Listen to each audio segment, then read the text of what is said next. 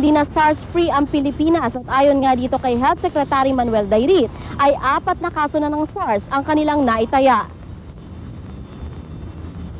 Matapos kumpirmahin ng World Health Organization sa GMA News kahapon na SARS ang ikinamatay ni Adela Catalon, idineklara na rin ng Department of Health na SARS nga ang ikinamatay nito. Ayon kay Health Secretary Manuel Dairit, nagkakaroon lamang kasi ng kalituhan sa tuwing sinasabi nilang probable case ng SARS ito at inaakusahan pa sila ng pagtatago ng katotohanan. But every time we say probable, the public interprets it as they're not sure if their SARS is here. Okay? But really, when we reported it as probable, we mean that really SARS is here. And so we'll drop that term and just say SARS.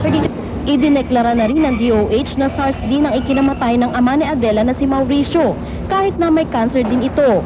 May close contact daw kasi ito kay Adela at siguradong nahawa. MC had sarcoma of the intestines. Okay, intra-abdominally. So he did have cancer. But also, MC had bronchopneumonia. So given the definition of SARS, that is contact, fever, and bronchopneumonia, this one documented on autopsy, we now classify MC as SARS. Kasama na rin sa bilang ng mga taong may SARS sa Pilipinas, ang domestic helper sa Eastern Samar na kinilala sa tawag na JP. Nagkasakit ito matapos bumalik mula Hong Kong. SARS din daw ang naging sakit ng German national na na-confine sa RITM noon, bagamat gumaling ito. Ibig sabihin 4 na ang SARS case sa Pilipinas. 3 dito ay galing sa ibang bansa at ang isa ay nahawa lang.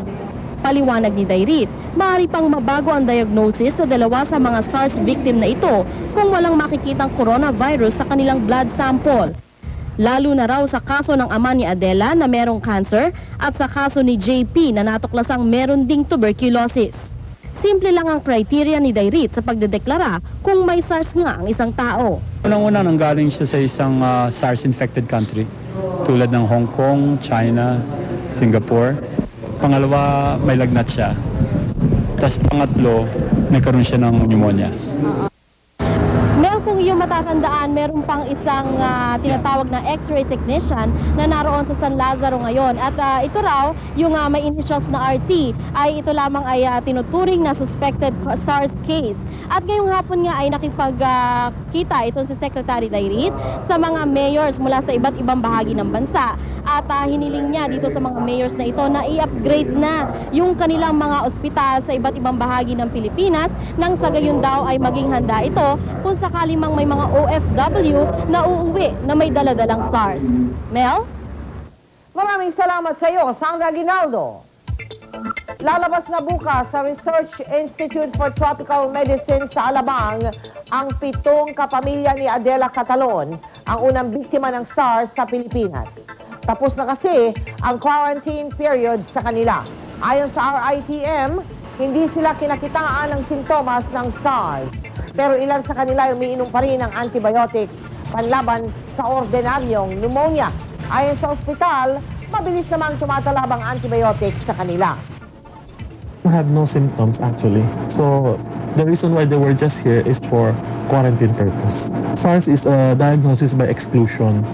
Unless there is no other possible explanation to explain the pneumonia, then that's the time you consider SARS. Nanawagan si Pangulong Arroyo sa publiko na kalmadong harapin ang problema sa SARS. Hinimok din niya ang lahat na sumunod sa patakaran sa quarantine laban sa pagkalat ng SARS. Nakatakdang dumalo ang Pangulo sa SARS Summit sa Bangkok, Thailand sa susunod na linggo. Ayon naman sa Department of Health, bahala na ang host country sa pagtanggap sa mga Pilipino sa kanilang bansa ngayong may SARS na sa Pilipinas. Aminadong Malacanang na kailangan ng paghihigpit kontra sa SARS.